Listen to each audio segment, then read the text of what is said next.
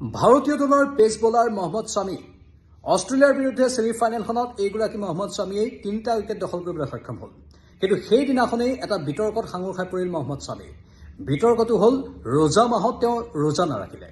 খেলৰ দিনাখন তেওঁক প্লেগ্ৰাউণ্ডত পানী খোৱা দেখিবলৈ পোৱা গৈছিল। তাক লৈ একাংশ লোকে এতিয়া প্ৰতিক্ৰিয়া প্ৰকাশ কৰিছে। ৰোজা মাহত ৰোজা নাৰাখি মহম্মদ শামীয়ে ভুল কৰা বুলি উল্লেখ কৰিছে তেওঁলোকে। কিন্তু প্ৰকৃততে মহম্মদ শামীয়ে ভুল কৰিলেনে?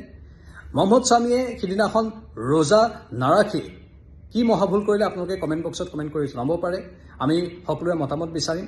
এইটো তেওঁৰ ব্যক্তিগত কথা নে সম্পূৰ্ণ ধৰ্মীয় অনুভূতিৰ কথা ইয়াত জড়িত হৈ আছে।